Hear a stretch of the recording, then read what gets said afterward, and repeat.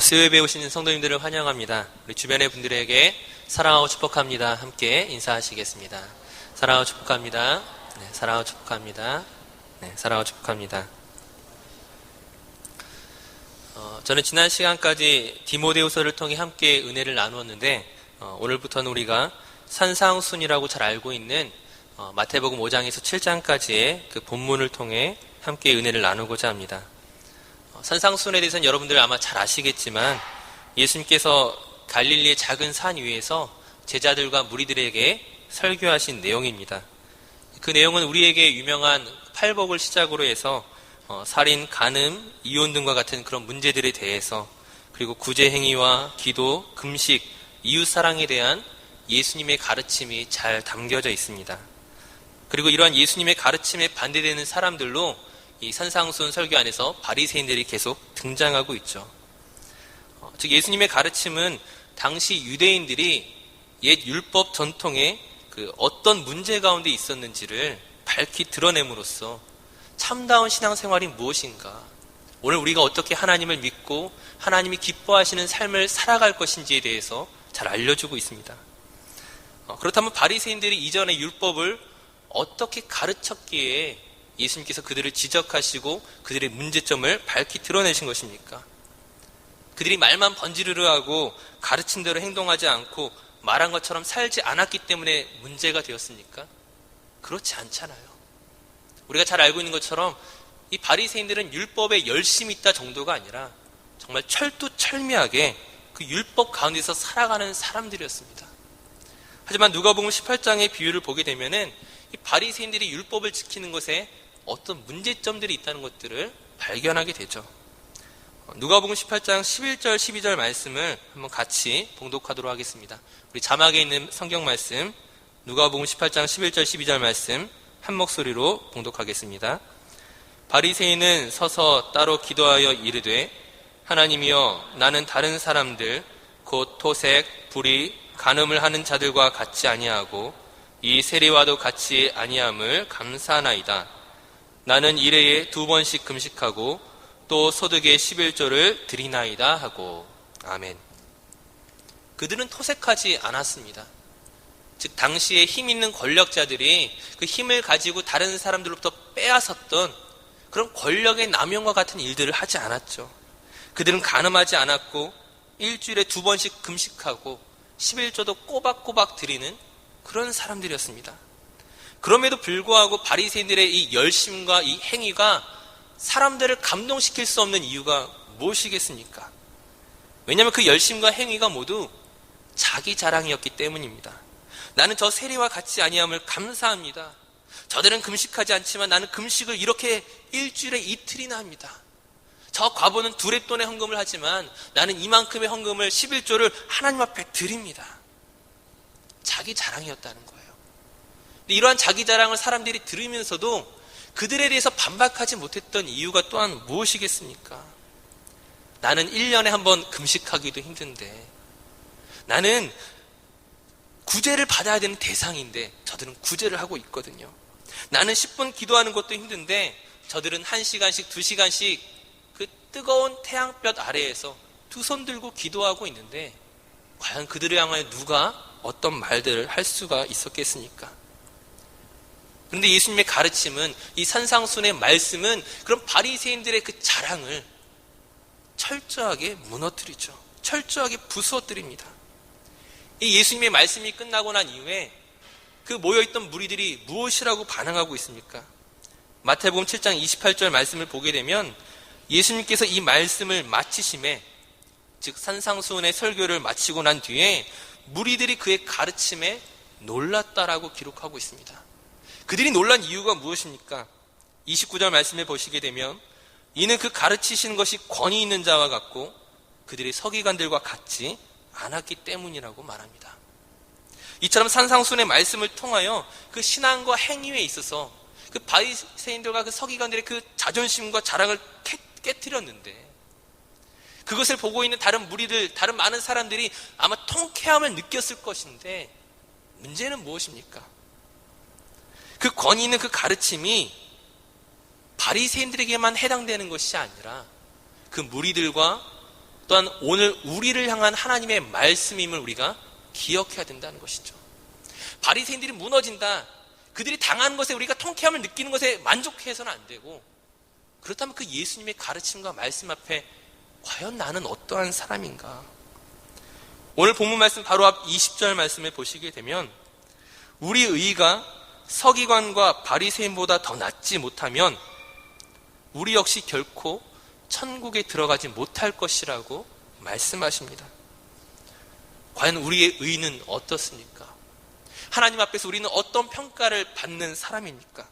바리새인보다 더 낫다고 말할 수 있겠습니까? 물론 바리새인들이 주장했던 것처럼 금식하고 기도하고 구제하고 이 모든 것들은 이미 잘못된 기준이라고 말씀을 드렸죠. 외형적으로 만족시키는 것이 하나님을 만족시킬 수 없다는 것들을 분명히 인정하고 넘어갈 수 있습니다. 그렇다고 해서 예수님께서 바리새인들에게 제시했던 그 기준 앞에서 과연 우리는 어떠한 존재이냐 하는 것이죠. 우리가 이 산상순을 통해서 계속 살펴보겠지만 예수님께서 형제에게 노하는 자에게 심판을 받게 될 것이라고 말씀하십니다. 마음으로 음욕을 품은 자마다 간음한 것이라고 말씀하십니다. 누구든지 내 오른쪽 뺨을 때리거든 왼쪽 뺨도 돌려대라고 하십니다. 원수를 사랑하라고 말씀하시고 구제할 때에 오른손이 한 일을 왼손이 모르게 하라고 말씀하십니다. 그 말씀 앞에서 우리는 어떤 평가를 받습니까? 바리새인들은 그 중심과 그 의도는 담아내지 못했지만 최소한 외형적인 것이라도 했었잖아요. 막상 우리는 외형적으로나 우리의 마음으로나 자랑할 것이 아무것도 없다는 거예요. 우리의 의로 말할 것 같으면 바리새인보다 못한 의일 수 있다는 것이죠. 우리가 천국에 들어갈 자격과 조건을 가지고 있지 못하다는 거예요. 하지만 예수님께서 이 산상순의 말씀을 통하여 우리로 하여금 좌절하고 낙심하고 우린 천국에 들어갈 수 없는 존재라는 것들을 거기에만 깨닫게 하려고 말씀하신 것이겠습니까? 분명히 바리새인보다 못한 의를 가지고 있는 우리는 천국에 들어갈 자격과 조건을 가지고 있지 못하지만 애초에 구원은 우리 자격과 조건으로 들어가는 것이 아니었죠. 기독교의 구원, 즉 복음은 자격과 조건이 아니라 하나님의 은혜로 들어가는 것입니다. 바리새인뿐만 아니라 바리새인보다 그 누가 더 높은 사람이 온다 할지라도, 더 율법을 잘 지키고 그 어떤 사람이 온다 할지라도 하나님 없이는, 예수 그리스도의 그 복음의 소식 없이는 우리가 천국에 들어갈 수 있는 구원받을 만한 것들이 전혀 없다는 것을 우린 기억해야 됩니다. 다른 일반적인 종교에서는 자기가 중요하죠. 내가 무언가 얻어내기 위해서, 내가 믿고 있는 어떤 신으로부터 어떤 것들을 받아내기 위해서 어떤 선행을 해야 되거나 또는 대가를 지불해야 되는 어떤 자격과 조건이 필요하지만, 그러나 기독교는 우리의 선행과 고행이 아니라 내가 먼저 하나님을 찾아가는 것이 아니라 하나님께서 저와 여러분을 사랑하심으로 찾아오시고 그 구원의 기쁜 소식을 우리에게 주신 그 은혜로 말미암은 것임을 우린 다시 한번 기억해야 할 것입니다. 하나님의 진실하심과 예수 그리스도의 그 은혜 앞에서 우리는 천국에 들어갈 수 있는 귀한 선물과 그런 도움을 얻었습니다. 그렇다면 이 산상순을 통하여 예수님이 말씀하시고자 하는 것이 무엇이겠습니까? 살인하지 말라, 간음하지 말라, 맹세하지 말라, 원수를 사랑하라, 어떻게 구제하라. 이 주어진 말씀 앞에서 이것을 우리가 무엇으로 받아들여야 하겠느냐는 거예요. 이것은 우리를 향한 조건과 자격을 가지고서 지금 이야기하시는 것이 아니라 하나님의 은혜를 입은 자가 이것들을 어떻게 지켜나갈 것인지, 즉 자격과 조건의 문제로서 우리가 이것들을 바라보는 것이 아니라 하나님의 은혜를 입은 자가 어떻게 순종해야 할 것인지, 순종의 문제로 이 산상순의 말씀을 봐야 된다는 것입니다. 우리가 구원에 대한 자격을 얻기 위하여 말씀을 지키는 것이라면, 다시 한번 말씀드리지만 그것은 기독교 신앙이 아니죠. 우리가 구원받은 자로서 순종할 때에 내 힘이 아닌 위로부터 오는 그 능력과 도움을 따라서 우리가 이 모든 일들을 지키게 될 줄로 믿습니다. 다시 한번, 그렇다면 이러한 산상순의 원리 안에서 지금 예수님의 가르침이 어떤 의미를 가지고 있는지, 왜 이런 말씀을 하셔야 했는지를 우리가 다시 한번 계속 살펴보도록 하겠습니다. 오늘 산상순의 첫 번째 교훈인 본문 21절, 22절 말씀을 한번 같이 읽도록 하겠습니다. 우리 마태복음 5장 21절, 22절 말씀 함께 같이 읽겠습니다. 옛사람에게 말한 바 살인하지 말라. 누구든지 살인하면 심판을 받게 되리라 하였다는 것을 너희가 들었으나 나는 너희에게 이르노니 형제에게 노하는 자마다 심판을 받게 되고 형제를 대하여 나가라 하는 자는 공회에 잡혀가게 되고 미련한 놈이라 하는 자는 지옥불에 들어가게 되리라. 아멘. 예수님께서 이 첫 번째 교훈을 통하여 우리에게 깨닫게 하시는 것이 무엇이겠습니까? 살인하지 않는 그 행위가 전부가 아니라 우리를 향하여 분노를 품지 말라고 말씀하시죠. 즉 비록 누군가를 직접 살인하지는 않았을지라도 형제를 욕하고 힘들게 하고 분노케 하는 것이 결과적으로는 또 하나의 살인과 같은 것임을 말씀하고 계십니다. 실제로 우리 주변에서 어떤 일들을 접합니까? 오늘 학교에서 왕따 문제가 굉장히 심각하잖아요. 얼마나 많은 학생들이 그 스스로 자신의 목숨을 끊고 있습니까? 이처럼 살인을 결과시키는 분노가 살인과 마찬가지라는 것이죠. 그렇다면 이 분노를 과연 우리는 어떻게 다스리겠습니까? 이 분노를 우리가 다스릴 수 있겠습니까? 분노가 살인의 뿌리이므로 마음에 분노를 품고 있으면 결과적으로 살인의 씨앗을 품고 있는 것이니까 살인하지 말라는 이 옛 계명을 예수님의 말씀에 따라 새 계명으로 해석하면 분노하지 말라는 것인데, 분노를 다스리라는 것인데 과연 이 명령을 우리가 지킬 수 있겠느냐 하는 거예요. 만약 우리가 이 명령을 윤리적으로 지키고자 한다면 어떻게 되겠습니까?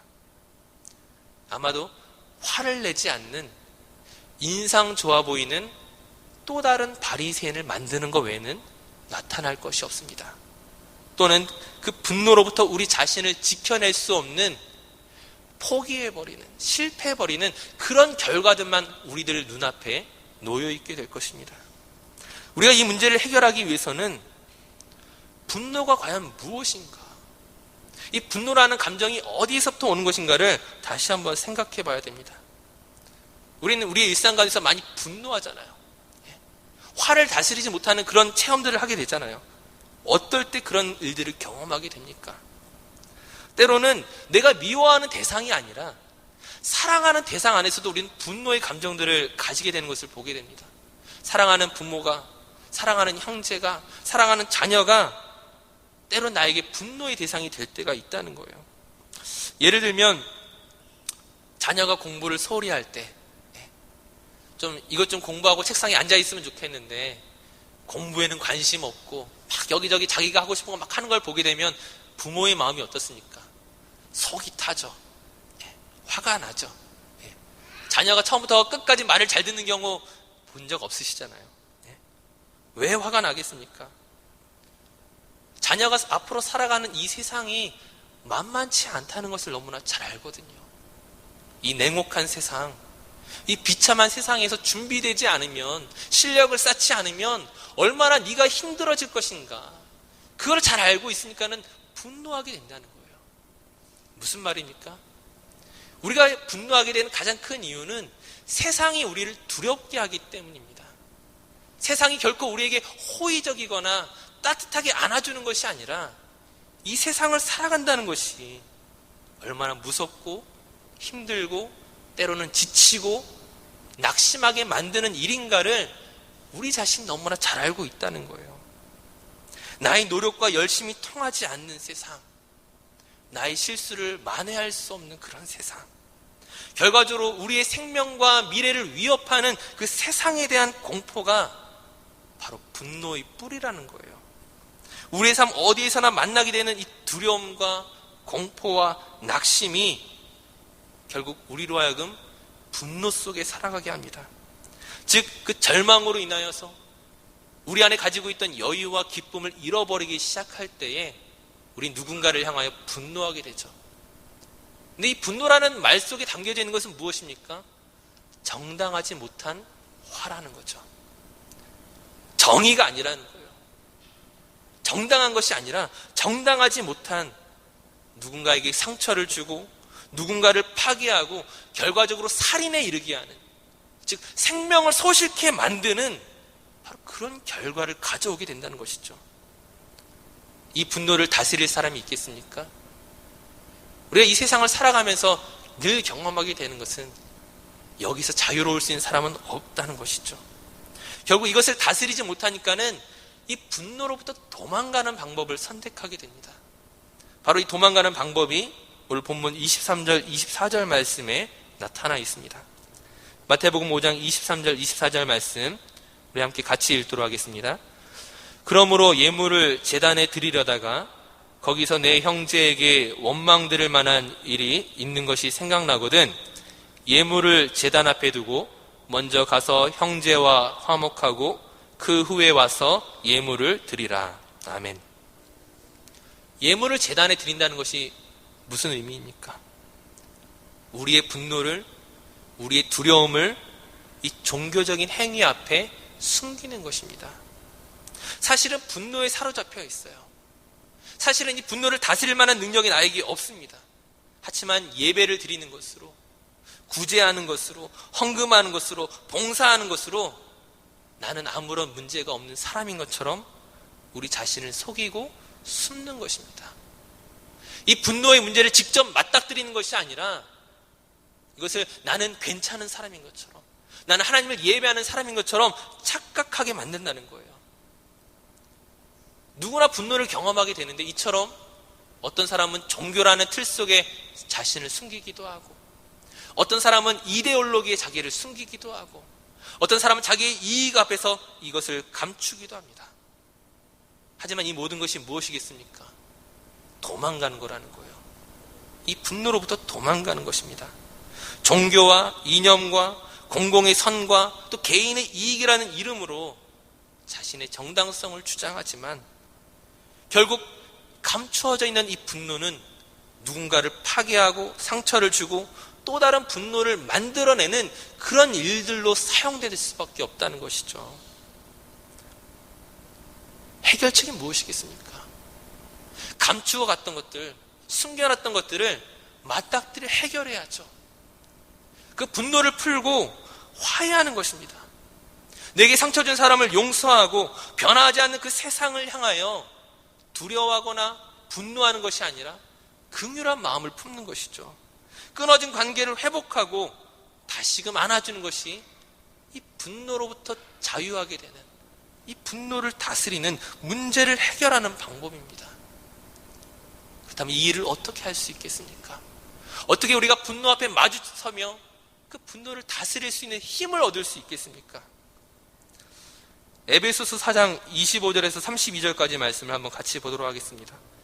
우리 신약성경 314페이지 또는 자막에 있는 말씀을 가지고서 함께 살펴보겠습니다. 에베소서 4장 25절에서 32절까지 말씀을 우리 교독하여 읽겠습니다. 제가 먼저 읽겠습니다. 그런즉 거짓을 버리고 각각 그 이웃과 더불어 참된 것을 말하라. 이는 우리가 서로 지체가 됨이라.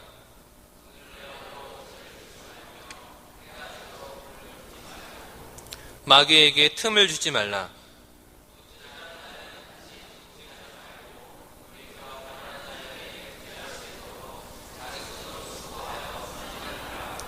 무릇 더러운 말은 너희 입 밖에도 내지 말고 오직 덕을 세우는데 소용되는 대로 선한 말을 하여 듣는 자들에게 은혜를 끼치게 하라.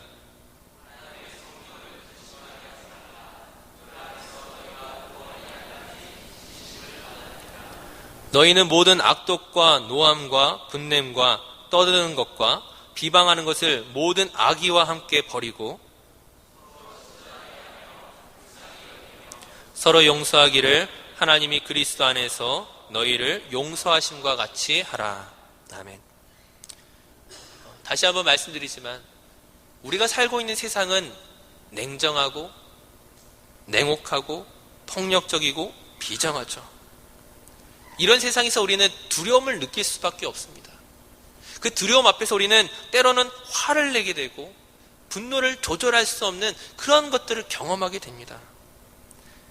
우리가 예수 그리스도를 경험한 이후에도 이 일은 반복될지도 모르겠습니다. 아니, 반복이 되죠. 왜 그렇습니까? 그만큼 우리는 이 세상 가운데 여전히 살아가고 있고, 세상이 우리를 향한 그 악의와 그 적대감은 상당히 심각하다는 거예요. 하지만 우리가 기억해야 할 것이 무엇입니까? 세상이 우리를 두렵게 하고 넘어지게 만들고 지치게 만들고 낙심하게 만들 수 있지만, 가장 중요한 것은 건드릴 수 없다는 거예요. 에베소서 4장 30절 말씀, 바로 우리 안에 계신 성령님을 통하여 우리가 구원의 인치심을 받았다는 것입니다.